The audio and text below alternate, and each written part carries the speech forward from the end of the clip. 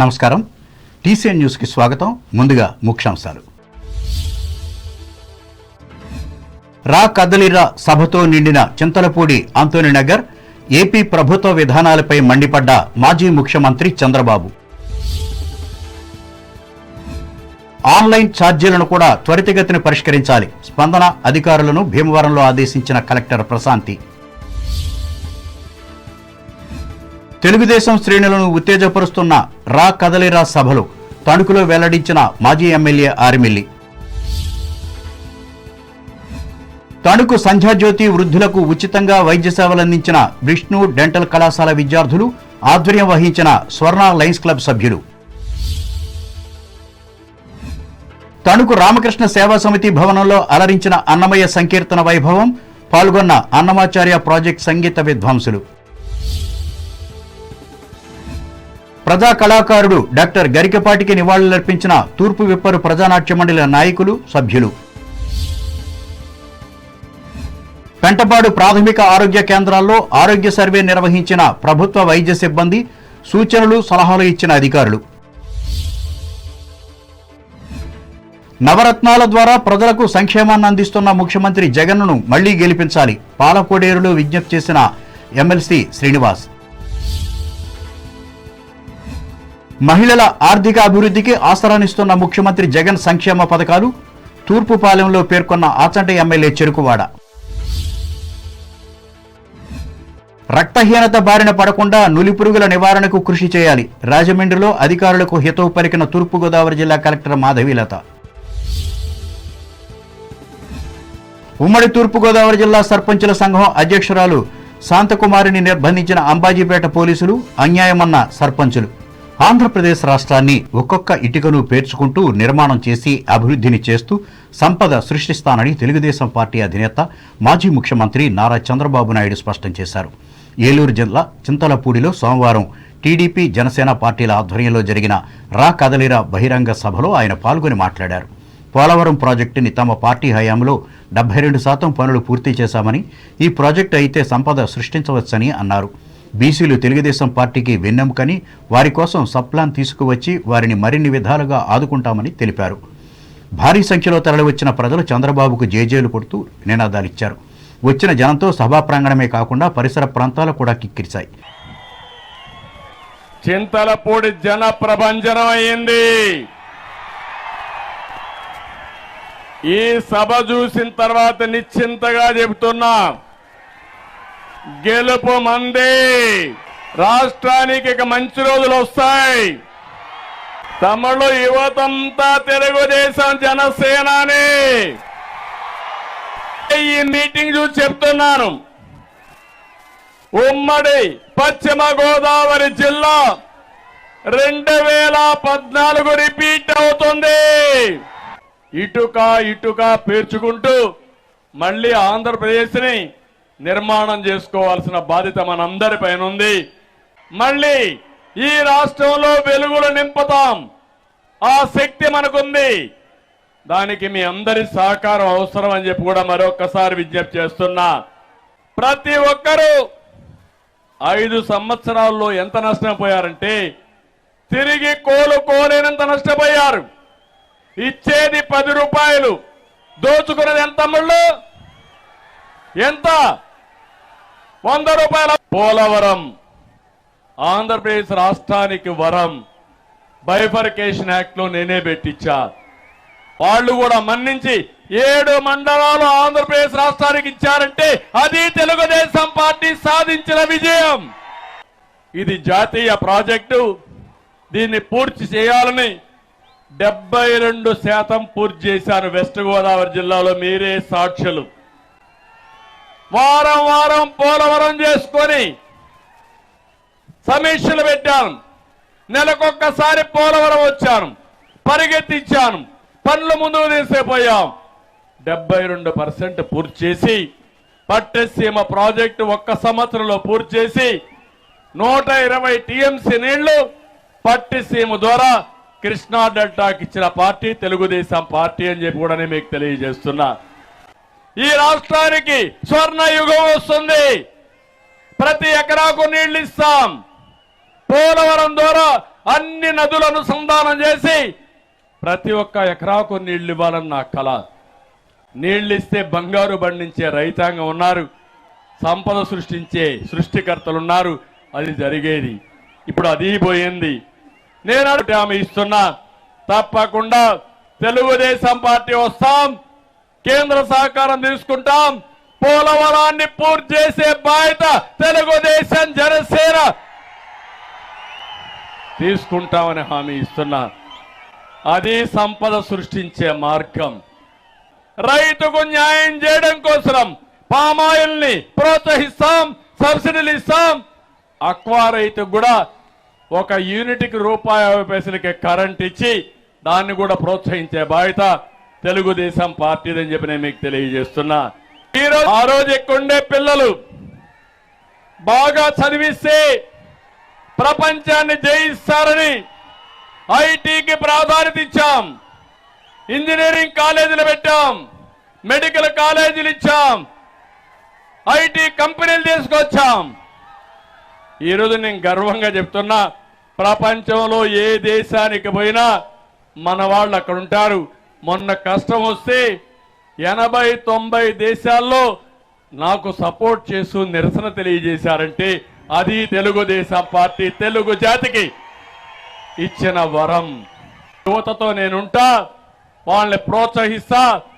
మళ్ళీ చెప్తున్నా, దీనికోసమే ఈరోజు సూపర్ 6 అనే కార్యక్రమాన్ని ప్రవేశపెట్టాం.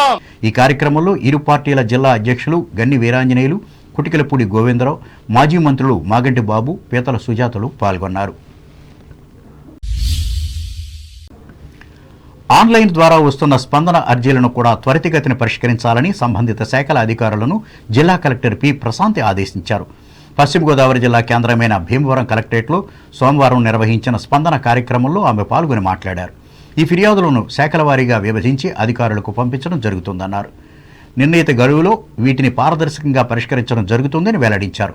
జిల్లా నలుమూలల నుండి మొత్తం 235 ఫిర్యాదులు వచ్చాయన్నారు. ఈ కార్యక్రమంలో జిల్లా joint collector S Ramasundar Reddy, in charge జిల్లా రెవెన్యూ అధికారి బి శివనారాయణ రెడ్డి, జిల్లా వార్డు గ్రామ సచివాలయాల అధికారి కేసీహెచ్ అప్పారావు, జిల్లా గృహ నిర్మాణ శాఖ పీడీ డాక్టర్ ఆర్సి ఆనంద్ కుమార్లు పాల్గొన్నారు.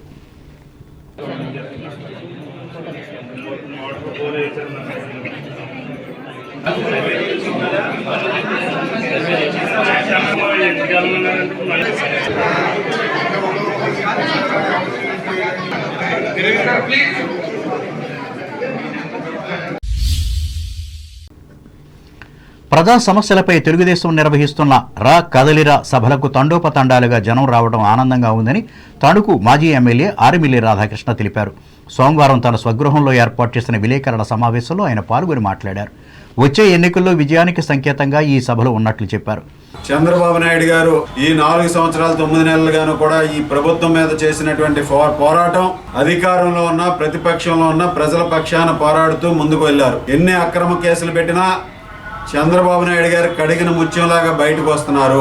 ముఖ్యంగా మనం రాష్ట్రంలో చంద్రబాబు నాయుడు గారు రా కదలిరా సభల ద్వారా నెల రోజులుగా వివిధ ప్రాంతాల్లో వివిధ నియోజకవర్గాల్లో నిర్వహించినటువంటి సభలకి లక్షలలో ప్రజలు హాజరవుతున్నారు. వారందరినీ కూడా చైతన్యవంతం చేసి ఈ ప్రభుత్వం చేస్తున్నటువంటి ప్రజా వ్యతిరేక విధానాలు కానీ అన్నిటినీ కూడా ప్రజలకు తెలియజేసి రాబోయే రోజుల్లో మరలా తెలుగుదేశం జనసేన ప్రభుత్వం రావాల్సినటువంటి ఆవశ్యకతని ప్రజలకు వివరించడం జరుగుతుంది. తెలుగుదేశం ప్రభుత్వం వచ్చిన తర్వాత ఎటువంటి హామీలు అమలు చేస్తామో తెలియజేయడం జరుగుతుంది. చంద్రబాబు నాయుడు గారు గతంలో అమలు చేసినటువంటి దాదాపు 130 పథకాలని ఈ ప్రభుత్వం రద్దు చేసింది. అన్ని ధరలు కూడా ఆకాశాన్ని అంటి సామాన్య ప్రజలు ఎవరూ కూడా బతికే పరిస్థితిలో లేకుండా పోయింది. బీసీ రక్షణ చట్టాన్ని చంద్రబాబు నాయుడు గారు తీసుకొస్తామని హామీ ఇవ్వడం జరిగింది. నూతన భూ చట్ట విధానాన్ని కూడా రద్దు చేస్తామని స్పష్టమైనటువంటి హామీ ఇవ్వడం జరిగింది. దాదాపు 5 సంవత్సరాల్లో 22 లక్షల ఉద్యోగాలు రాబోయే 5 సంవత్సరాల్లో చేస్తామని చెప్పి తెలుగుదేశం జనసేన ప్రభుత్వం చేసిన తర్వాత వారందరికీ కూడా ఆ హామీని అమలు చేస్తామని స్పష్టమైనటువంటి హామీ ఉంటుంది. ఈ కార్యక్రమంలో పార్టీ పట్టణ అధ్యక్షులు కలగర వెంకటకృష్ణ, తణుకు అత్తిలి మండల శాఖల అధ్యక్షులు పీతాని మోహనరావు, ఆనాల ఆదినారాయణతో పాటు వివిధ విభాగాల నాయకులు పాల్గొన్నారు. భీమవరం విష్ణు డెంటల్ కళాశాల విద్యార్థుల సహకారంతో తణుకు స్వర్ణ లయన్స్ క్లబ్ ఆధ్వర్యంలో సోమవారం సంధ్యాజ్యోతి వృద్ధ జనాశ్రమంలో ఉచిత దంత వైద్య శిబిరాన్ని ఏర్పాటు చేసి సేవలందించారు. దీనిని lions club 2nd district vice governor NVS Paparao Naidu ribbon cut చేసి ప్రారంభించి మాట్లాడారు.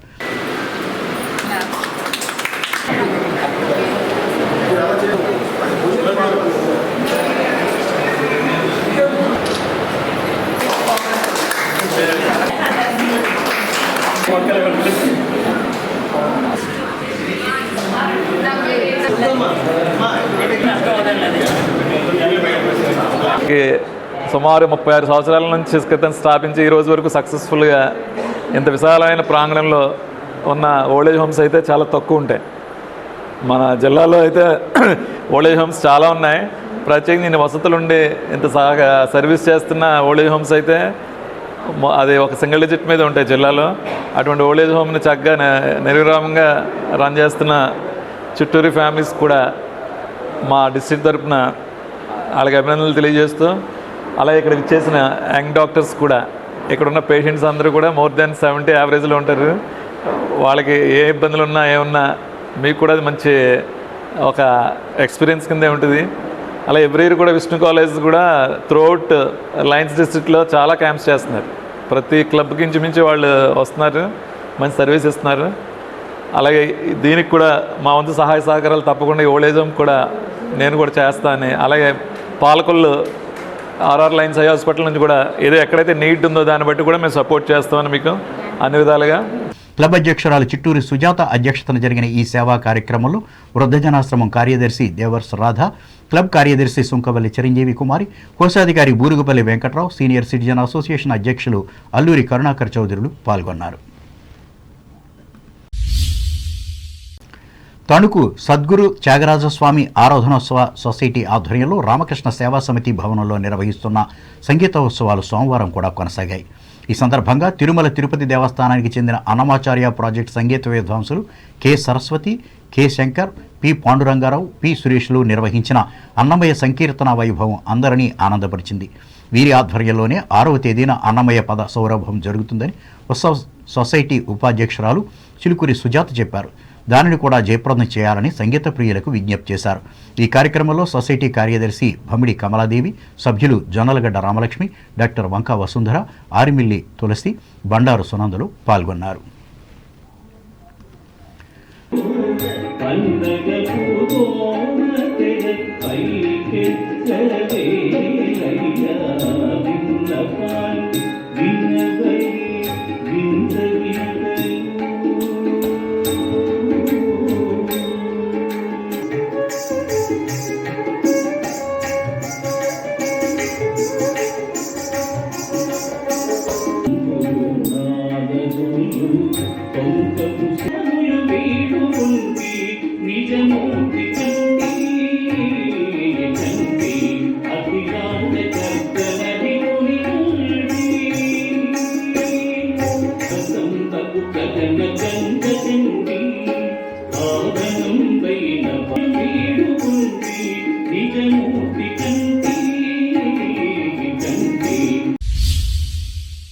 ప్రజా కళలను ప్రజలు ముందుకు తీసుకువెళ్లిన డాక్టర్ గరికపాటి రాజారావు జయంతిని ఇరగవరం మండలం తూర్పు వెప్పరు గ్రామంలో ఆంధ్రప్రదేశ్ ప్రజానాట్య మండలి కళాకారులు సోమవారం ఘనంగా నిర్వహించారు.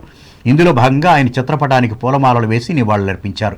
ఈ సందర్భంగా మండలి గ్రామశాఖ నాయకులు గిద్దా సూర్యనారాయణ, అడ్డాల సత్యనారాయణలు మాట్లాడుతూ కళల ద్వారా సమాజాన్ని చైతన్యపరిచిన మహా వ్యక్తి గరికపాటని పేర్కొన్నారు. ఈయన స్ఫూర్తితోనే సినిమా, నాటక రంగాలలో అనేక మంది ఉత్తమ కళాకారులుగా గుర్తింపు పొందినట్లు వారు చెప్పారు. కేవలం దేవుడు, మతపరమైన కళలకి పరిమితమైన కళలను ప్రజా సమస్యల పరిష్కారం కోసం, మానవ సమాజాన్ని పట్టి పీడిస్తున్న మూఢనమ్మకాల నిర్మూలన కోసం మళ్లించిన ఘనత రాజారావుకే దక్కిందన్నారు. ఈ గొప్ప వ్యక్తి జయంతిని ప్రభుత్వమే నిర్వహించాలని వారు కోరారు. ఈ కార్యక్రమంలో నామాన వెంకటేశ్వరరావు, సిరగం సత్యం, కుడుపూడి వెంకటరెడ్డి, అంబటి కృష్ణారావులు పాల్గొన్నారు. ఇప్పుడు వాణిజ్య ప్రకటనలు.